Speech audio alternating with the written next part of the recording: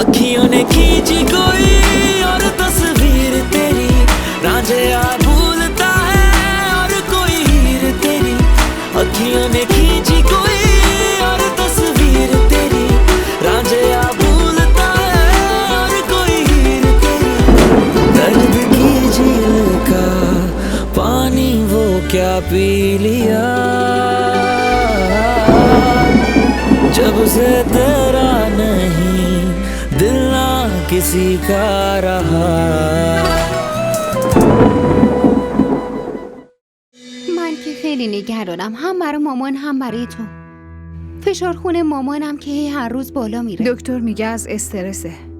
هر طور شده باید از استرس دور باشه. آخه من نمیدونم مامان چرا اینقدر استرس داره. منم نمیدونم. بزرگترین استرسش که منم. ولی خب چی کار بکنم؟ کجا برم قایم بشم؟ بس کن دیگه الینا. تو باید بری افسردگی تو درمان کنی. دیگه هم نبینم ناراحتی و داری گر میزنی، یا فهمیدی؟ رامشو دیروز فرو اومد. میگفت با اسین حرف میزنم. تلاش میکرد منم قانع بکنه. ولی من بهش گفتم که این بار من دیگه کوتا نمیام. کار خیلی خوبی کردی.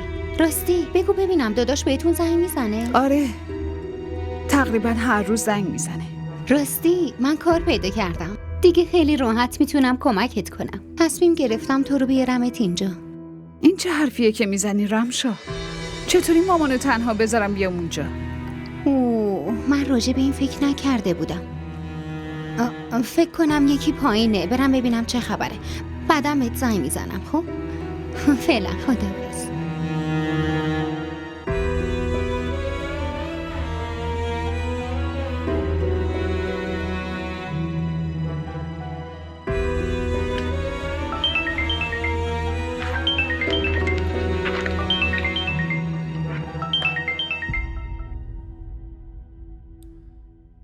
الو داداش خیلی وقته که تو و زن داداش بهم سر نزدین. اسین داداش، خیلی سرم شلوغ بود. آره گفتم بهت زنگ بزنم اما فراموش کردم. راستی من شنیده بودم که بین تو و زن داداش اختلافی پیش اومده. ببین زن داداش خیلی اذیت شده. تو چرا به خاطر حرفای الینا رابطتو خراب میکنی؟ یه لحظه، اینا رو کی به تو گفته؟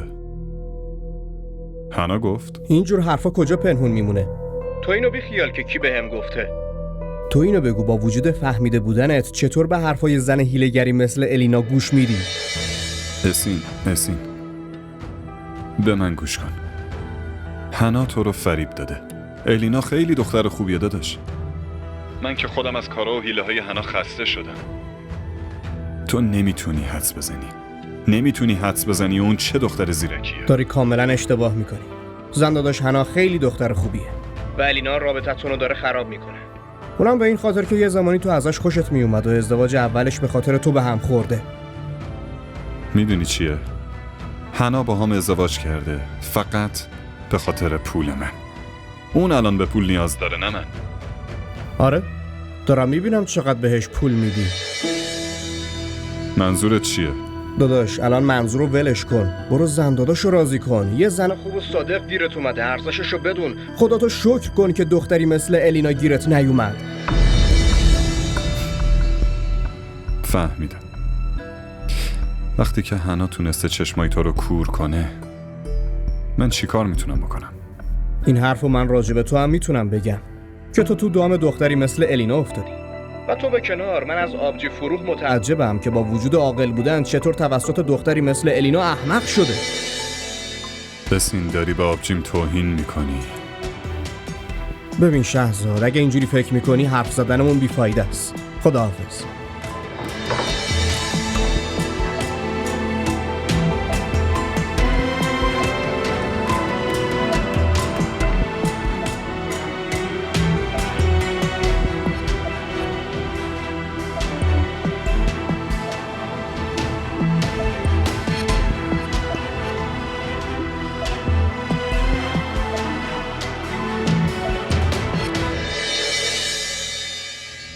تو یه زن حیله‌گری که زندگی رو واسم جهنم کرده. و تو یه مرد خائن هستی که با وجود داشتن زن به زنای دیگه توجه نشون میدی. خفه شو.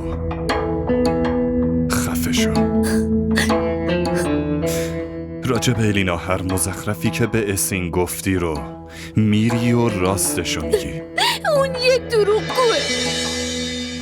من به کسی چیزی نگفتم. اون دروغگوه و به من تهمت میزنه. به من بگو برای چی رفتی پیش اسین؟ من جایی نرفتم شهرزاد. پس اون از کجا اینا رو میدونه؟ من چه بدونم؟ نمیدونم چرا برای همه چی منو مقصر میدونین. آره، همه جا تو فساد میکنی، تهمت به دیگران میزنی، همه جا راجع به الینا حرف میزنی، میگی من نمیفهمم.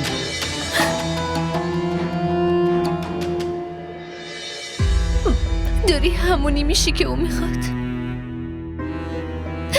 اون همینو میخواد که آشیونم خراب بشه. من نمیدونم چرا نمیفهمی شهرزاد. میخواد تو رو از من بگیره. چرا نمیفهمی که اون میخواد تو رو از من بگیره شهرزاد؟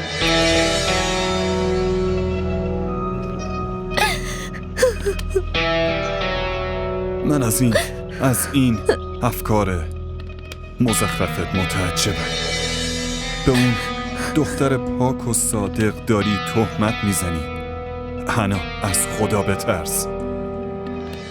شما از خدا بترسین. دیوونم کردین. دم به دقیقه هر کدومتون منو میبینین به هم تهمت میزنین و به هم شک میکنین. من همیشه از این میترسیدم که نکنه کسی بیاد و شهرزادو ازم دور کنه. ترس از خدا. شما از خدا بترسین. خیلی خوب، همه چی رو خودت انجام بده.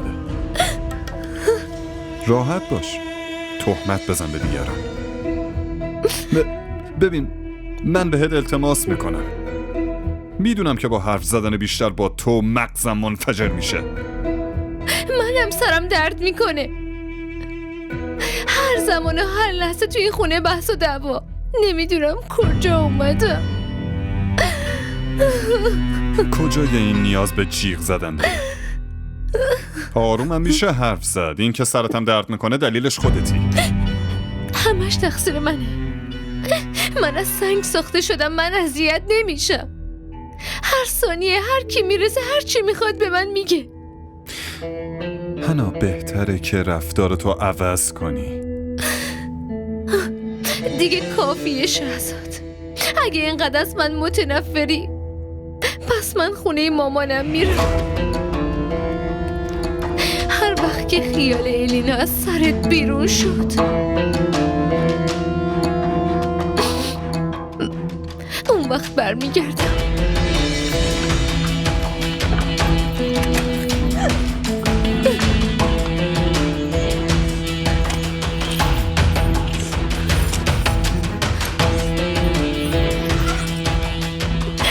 نمیدونم کدوم ساعت نحس بود که ازدواج کردم.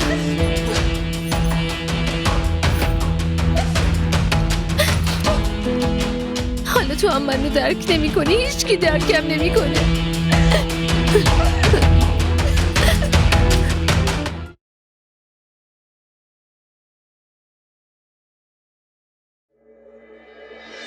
مشکلت چیه؟ امروز بهم توضیح بده. واقعا میخوام بدونم. یه طلا ازت گرفتم و رفتی تموم دنیا رو پر کردی؟ این رفتاراتو دیگه تموم کن. به خاطر همین رفتارات طلاق گرفتی و خونه نشین شدی. تو حق نداری در موردم اینجوری حرف بزنی. تو که علیه هم حرف میزنی. اون چی؟ من حرفی بر علیهت نزدم. که اینطور؟ اگه تو حرف نزدی پس کی در گوشه فروح خونده؟ اگه اینجوریه پس اونا چی بود که بر علیه من پیش اسین بد و بیرا گفته بودی و نامزدی منو به هم زدی ها؟ بگو. کافیه الینا، کافیه. اشتباهاتو گردن دیگران ننداز. مطمئنم تو یه ضعفی داری که اول شوهرتو نتونستی نگه داری و حالا هم نامزدتو. این مزخرفاتو تمومش کن وگرنه. دستتو بنداز. کیو تهدید میکنی؟ وگرنه چی کار میکنی؟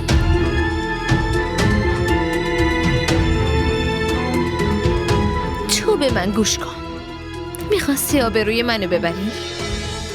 اگه من تو تموم دنیا آبروتو نبردم پس اسم من حنا شهزاد نیست.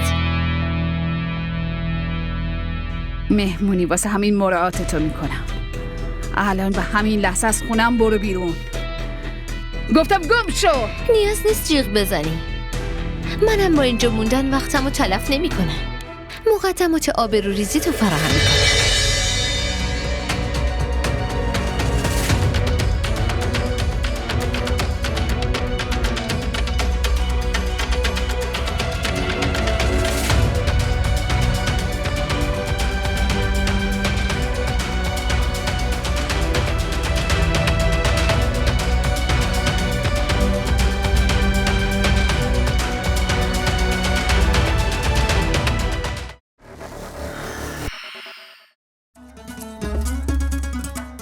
DDTV شبکه محبوب فارسی زبان در آمریکا.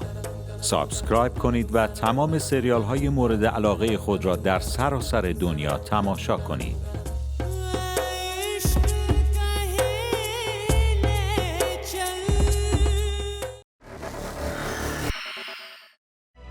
داداش واقعا نمیدونم با کی باید حرف بزنم. باشه شما اینجوری نگران نباشین. من یه کاری میکنم، یه فکری میکنم به حالش. باشه داداش. تو مامانو آرومش کن. به خواهر شهرزادم زنگ بزن و همه چیزو بهش بگو. داداش من از حرف زدن با اونا میترسم. الینا تو باید قوی باشی. با اینجوری خودتو باختن هیچ مشکلی حل نمیشه. داداش شما نمیفهمین من واقعا از حرف زدن میترسم. ای بابا حالا تو زنگ بزن. اگه مشکل حل نشد من خودم میام. تو نگران نباش. باشه تلاشمو میکنم داداش. ولی نمیفهمم چجوری باهاشون حرف بزنم. شما هم زود بیاین. باشه حتما. فعلا خداحافظ. خداحافظ.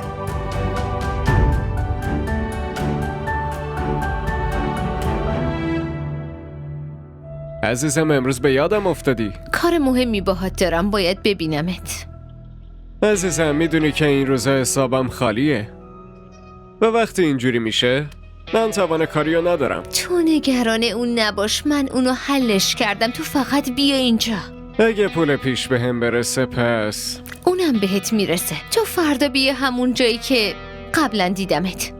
از امروز است میبینمت عزیزم. امروز نمیتونم ببینمت. فردا ساعت 7 عصر باشه؟ باشه حتما.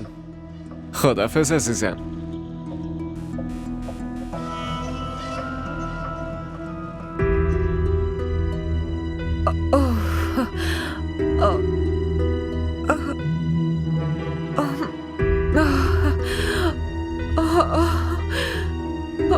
الینا.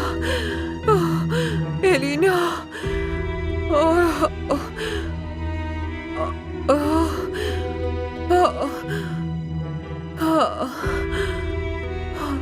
الینا. الینا. الینا. مامان. مامان. مامان چیه؟ چی شده مامان؟ آب بخور.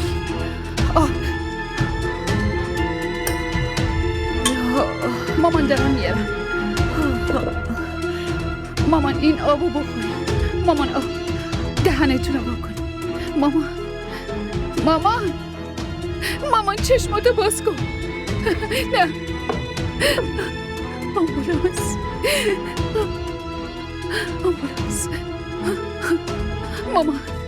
مامان چشماتو باز کن. الو اورژانس. لطفا زود بیاین. مامانم حالش خیلی بده. آدرس رو بنویسید. آپارتمان CCB. بله خانم لطفا زود بیاین.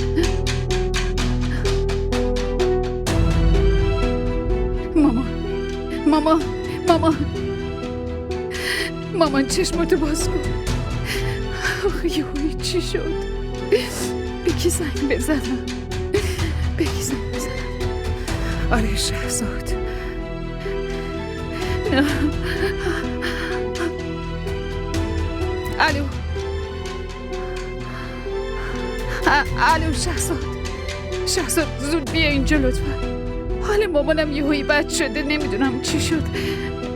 آره به آمبولانس زنگ زدم، الان میرسن، ما میریم بیمارستان. آره من جزئیاتشو برات میفرستم. باشه لطفا زود بیا، ممنون. ماما لطفا چشماتو باز کن. ماما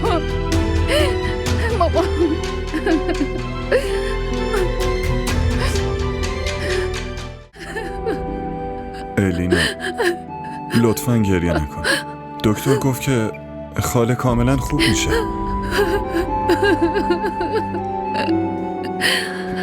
به زودی هم میره خونه. لطفاً گریه نکن. لطفاً الینا.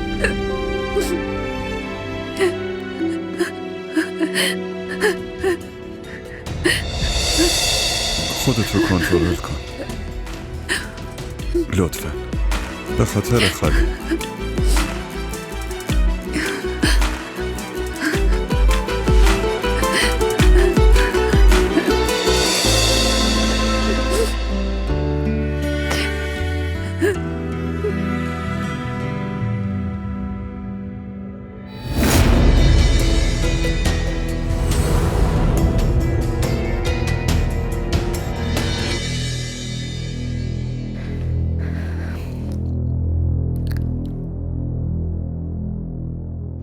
چه جالب. به به، لیلی و مجنون کنار هم. چه مزخرفی داری میگی؟ من مزخرف میگم؟ تو با این دختره اینجا چی کار میکنی؟ خاله سکته قلبی کرده بود. خب الینا هم به من زنگ زد. ببخشید یه لحظه. سکته قلبی؟ اونم نصف شب و کی؟ مادر این خانم. همه مردای شهر مردن به جز شهزاد آصف. چه علتی میتونه داشته باشه جز این که خانم الینا با آقای شهزاد آصف رابطه خیلی خاصی داره ها؟ الینا صداتو برای من بالا نبر شهزاد. قبلا یه خورده حیا داشتی، ولی از وقتی با این خانم میگردی دیگه واقعا بی غیرت شدی.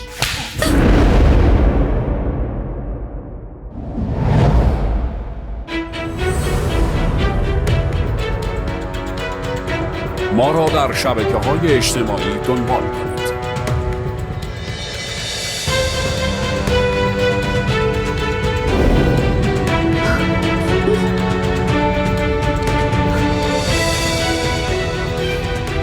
به کارتون برسیم. این سیلی خیلی واسط گرون تموم میشه.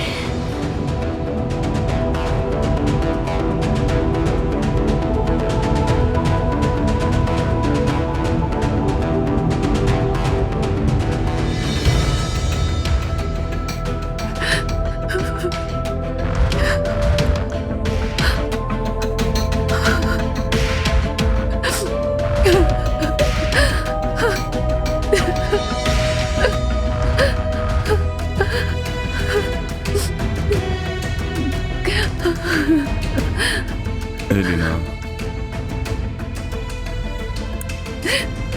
هرچی که شده نباید اینجوری میشد. تقصیر منم هست. من به حنا پیام دادم که مامانتو آوردن بیمارستان. من فکر کردم وقتی پیامو بخونه آروم میشه،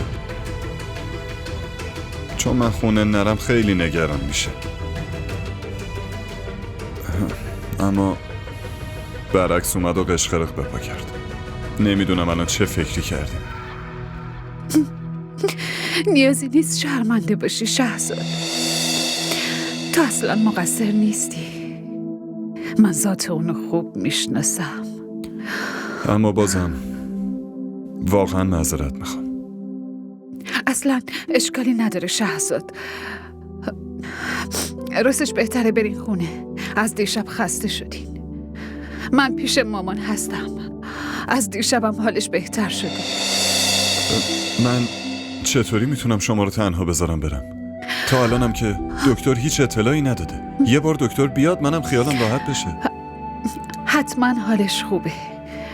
بعد اینکه دکتر بیاد احتمالاً مامان زود مرخص بکنه.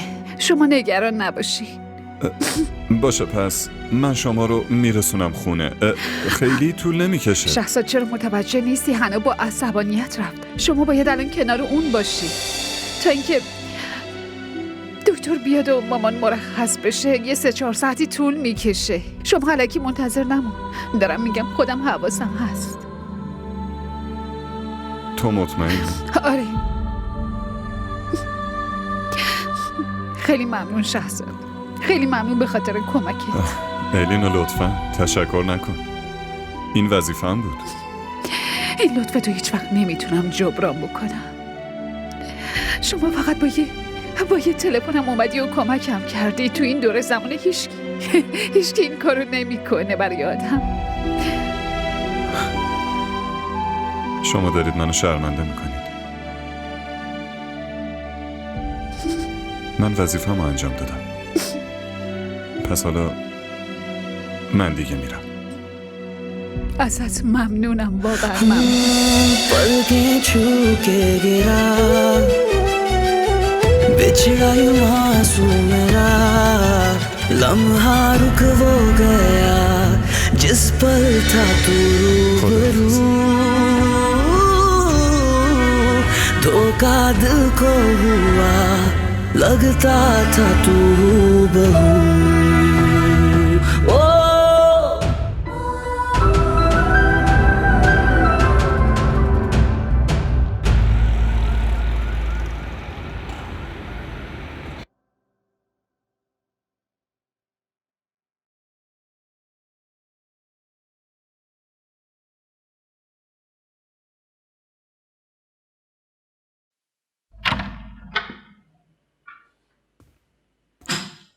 هانا پاشو بشین. خوابم میاد، بذار بخوابم. میخوام باهات حرف بزنم.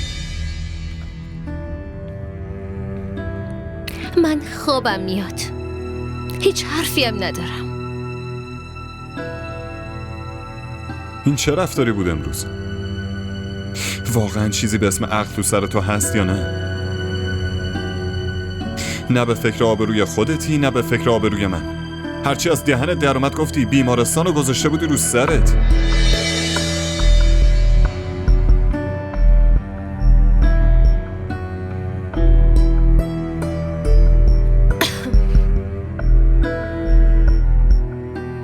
احترام الینا و مامانش که سر جاشه. فقط منو بی آبرو کردی با سیلی که زدی، اونم جلوی همه. فراموش نمی کنم. انتقام اینو میگیرم، احتمالاً جلوی همه. کارای خودت یادت نیست؟ چه مزخرفاتی داشتی میگفتی؟ وای، مجرم بیگناه شد و من گناهکار.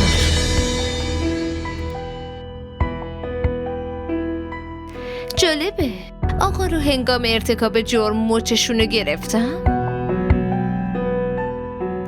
ولی سوال جوابم باید بشم. تو حرف نداری، خیلی بازیگر عالی هستی.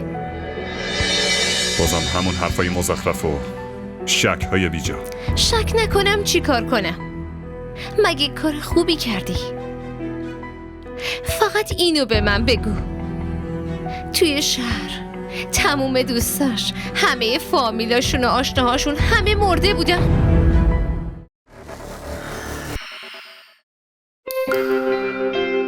DDTV شبکه محبوب فارسی زبان در آلمان. سابسکرایب کنید و تمام سریال های مورد علاقه خود را در سراسر دنیا تماشا کنید.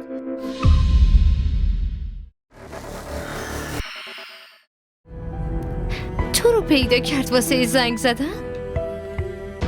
به من گوش کن هانا. اون تو این شهر تنهاست.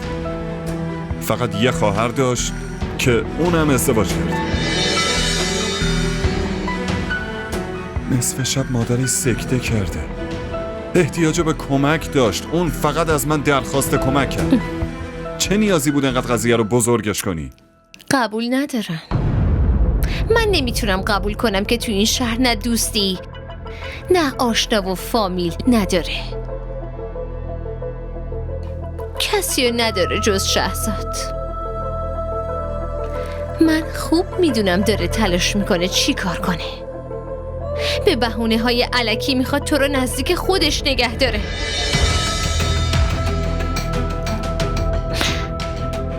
یا تو خیلی احمقی یا داری لذت میبری.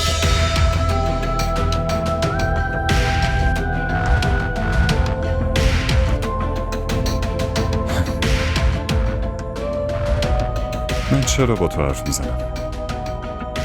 چون حرف زدن با تو خیلی بیجاست. این افکار پوسیده و کوچیکه. همیشه هست و همیشه هم میمونه. نمیخوام مثل شما افکار بزرگ داشته باشم شهزاد خان. افکار من کوچیکه اما حداقل با عزتی. حالا حداقل بذار بخوابم. اگه خواب به چشمم بیاد. ما را در شبکه‌های اجتماعی دنبال کنید. مامان لطفاً یه خورده دیگه بخور. بس دیگه دخترم، خیلی خوردم. بس. سوپ چطور بود؟ خیلی خوب بود عزیزم. میخواین بریم بیرون هوا بخورین؟ نه عزیزم، همینجا خوبم دخترم. راستی اینو بگو، دیشب چطوری منو بردی بیمارستان؟ اونم تنهایی؟ تو که خیلی ترسویی دخترم. چطوری مدیریت کردی؟ دختر ترسوتون الان شجاع شده. راستشو بگم اولش ترسیده بودم و میگفتم کاش رامشا بود و به هم کمک میکرد. اما اون نبود. منم به شهزاد زنگ زدم. اون اومد مامان. خیلی به هم کمک کرد. داروها رو اون گرفت.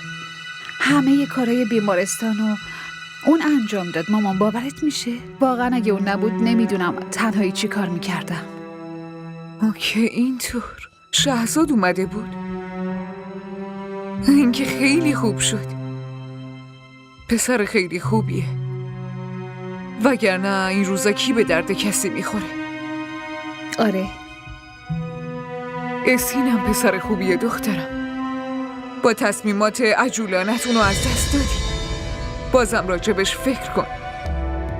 داداشتم همینو میخواد که بهش یه فرصت دیگه بدی و اونو ببخشی دخترم. مامان من چند بار بهتون گفتم که تو این خونه دیگه حرفی از اسین به من نزنین لطفاً. این قضیه تموم شده. بیخیال. حنا فهمیده بود شهزاد اومده بیمارستان. اومده بود اونجا. باید میدیدی چی کار کرد. شروع کرد راجب من و شهزاد حرفای عجیب غریب زدن. آخ بیچاره شهزادم چه تقدیری واسش نوشته خدا. پسر به این خوبی گیره زن بدذاتی افتاده. بعد اون حرفا شهزاد به حنا یه سیلی محکم زد. چی؟ تو بیمارستان چه اتفاقایی که افتاده؟ و تو الان اینا رو میگی دخترم؟ پس کی میگفتم مام؟ حالتون خوب بود که بگم. من نمیخوام ناراحت بشی. اتفاقی که نباید میافتاد افتاد. فکر میکنم اونم لیاقتش همینه. اونجا خیلی بد شد مامان. شهزادم خجالت کشید. اما مامان واسه بستن دهن اون حنا این کار لازم بود. وگرنه نمیدونم دیگه چیا میگفت. حالا ببین دخترم، تقصیر شهزاده بیچاره چیه که با زنی مثل حنا داره سر میکنه؟ من که خیلی براش متاسفم. خیلی براش ناراحت میشم. منم براش متاسفم مامان. دیگه، کارش نمیشه کرد. مامان چرا دیگه نمیخوری؟ من که خوردم دیگه دخترم، دیگه بسه عزیزم. چطور شد که تصمیم گرفتی یهویی بیای پاکستان؟ تو که نمیخواستی قبل از تمام شدن دکترات بیای اینجا. راستش احمد پروژه جدیدش رو شروع کرده، شب و روز با همون مشغوله. پس من فکر کردم بیام و به فامیلام سر بزنم. راستش خیلی دلم برای اینجا تنگ شده بود. درسته. تا کی اینجا میمونی؟ تا وقتی یه کار خیری رو تموم کنم. چه کاری؟ یه سری آدمای خوبی رو ملاقات کنم و یه سری‌ها رو هم به هم برسونم. راستی سین تصمیمت چیه؟ در چه مورد؟ جدی باشه سین، دارم در مورد تو و الینا حرف میزنم. خوب میدونی که چی میخوام بهت بگم. ببین هر سالا من و الینا در واقع هر دومون این نظر رو داریم که نمیتونیم با هم دیگه کنار بیاییم و الان جدا بشیم خیلی بهتره تا اینکه بعد از ازدواج به مشکل بخوریم. شما دوتا چتون شده؟ به نظرم اصلا تصمیم عاقلانه‌ای نگرفتیم. واقعا که دیوونه‌ای. به خاطر یه مسئله خرید رابطتون رو به هم زدین. شما باید همدیگه رو ببینین و با هم حرف بزنین. با حرف زدن هر مشکلی که بگی حل میشه. باشه، دربارش فکر میکنم. فکر کردن نداره که، باید بری ببینیش. اصلا من به خاطر همین اومدم اینجا. خب فکر کنم مجبورم الینا رو ببینم. حالا شدیه پسر. خب دیگه بگو زندگی چطور میگذره؟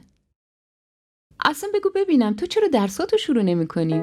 تو که شاگرد خیلی زرنگی بودی، تازه مدال طلا هم گرفتی. مامان مریض احواله، واسه همین فعلا نمیتونم برم دانشگاه. از روزی که رامشا رفته مسئولیتام بیشتر شده. پس اینطور. خاله شما مشغول چه کاری هستین؟ چیز خاصی نیست دخترم. تو خونه هم کار خاصی نمی کنم، فقط گاهی این ور اون ور میرم بیرون، خدا رو شکر. خاله من داشتم فکر میکردم قبل رفتنم یه کاری کنیم الینا و اسین با هم آشتی کنیم. آره خدا کنه همینطوری بشه. تو که حرف دل منو زدی دخترم.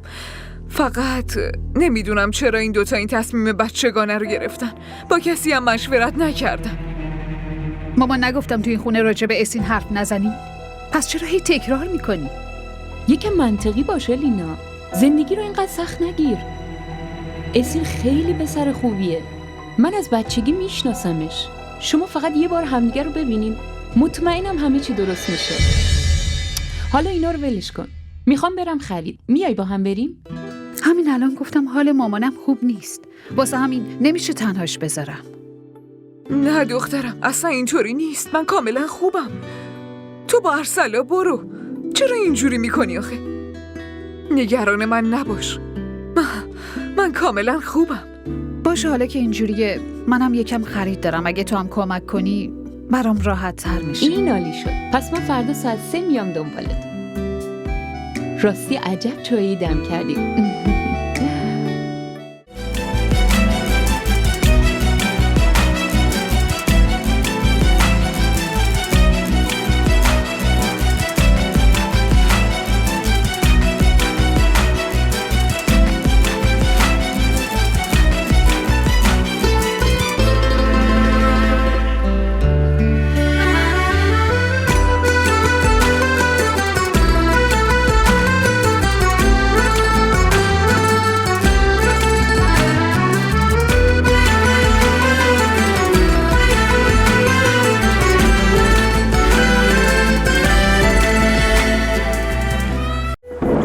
अखियों ने खींची कोई और तस्वीर तेरी रांझिया भूलता है और कोई हीर तेरी अखियों ने खींची कोई और तस्वीर तेरी रांझिया भूलता है और कोई हीर तेरी दर्द की झील का पानी वो क्या पी लिया. بابت تماشای این قسمت از شما ممنونیم.